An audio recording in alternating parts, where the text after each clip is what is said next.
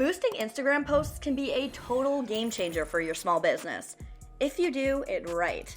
Too many people hit boost without a plan, and that's just throwing money away. If you're looking for results like reaching new audiences, increased engagement, and actually making money, there are 3 things that you need to understand first: when to boost, how to set it up, and how to track your success. So, if you are about to boost a post and want to make sure that it actually works, then you're in the right place, because today I'm breaking down these 3 phases of a successful Instagram boost so you can maximize your results every single time. And to make it even easier, I have linked a free Instagram advertising toolkit in the description. It includes a campaign checklist, a content planner, and a performance tracking dashboard. Everything you need to boost posts strategically and see real results. Because if you're gonna give Zuckerberg your money, let's at least get something out of it. So what exactly is Instagram Boost? Basically, it's when you take an existing post and turn it into a paid ad to get it seen by more people, not just your followers. Super quick, super simple. Let's say Brewed Awakening, this cozy little coffee shop down the street, wants to promote their new pumpkin spice latte. They don't feel like setting up an entire meta ads campaign with all the fancy targeting and stuff. Understandable. Instead, they just boost an Instagram post that's already doing well, like a pic of their barista pouring that perfect pumpkin spice foam. Boom, it's an ad now. No fuss, no extra steps. Honestly, it's the lazy guide to advertising, and we're all about working smarter here. And the best part? When you do it right, you're gonna get way more visibility, reach a more targeted audience, and most importantly, actually make money instead of throwing cash at ads that don't work. Ready to learn how? Let's get into phase 1. Here's where most people mess up. They boost the wrong post and then wonder why it totally flopped. Let me show you how to actually pick a winning post to boost. First things first, and this is my favorite hack because it's so easy, look for posts that are already killing it on their own. I'm talking about posts that have a ton of likes, comments, and shares. Those are your golden tickets because they're already proven that people love them. Think about it, if a post is already getting attention, boosting it just makes sense. You're basically just giving it a little push to reach even more people. And I hate to be the one to say it, but if it didn't work organically, boosting it probably isn't gonna help.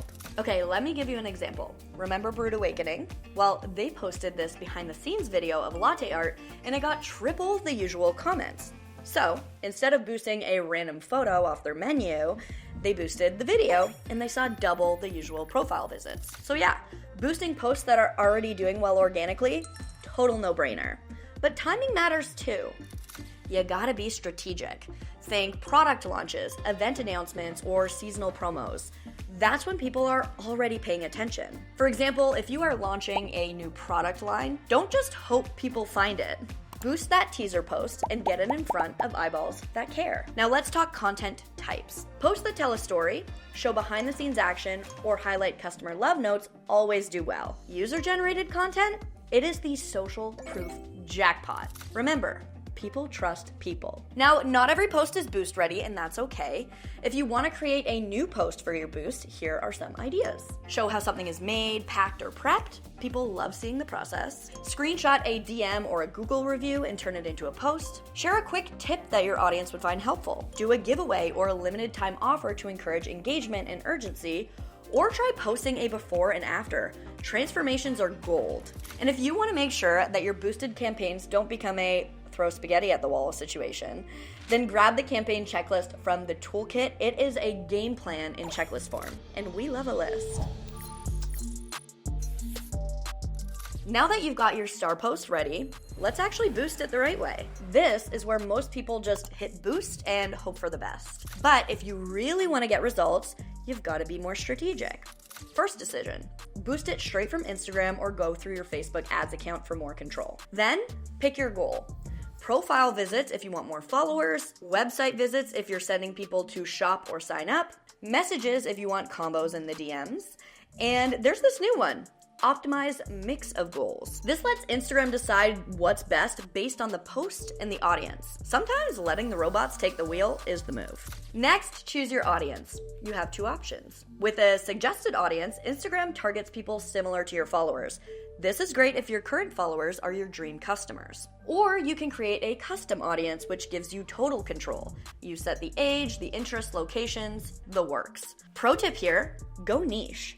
Cat lovers in Toronto who like artisan rugs is weirdly specific and weirdly effective. Don't ask how I know that. Then set your budget and your duration. Start small. $5 a day for a week is perfect for gathering data without breaking the bank. Once it's all set, hit boost. Instagram will review it. This usually takes a few hours.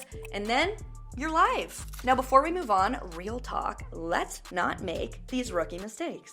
Boosting a blurry photo because it's on theme. Targeting everyone and their cousin. And yes, boosting posts at midnight on a Tuesday, unless your audience is a bunch of nocturnal raccoons. Now, don't ghost your ad. You still have work to do.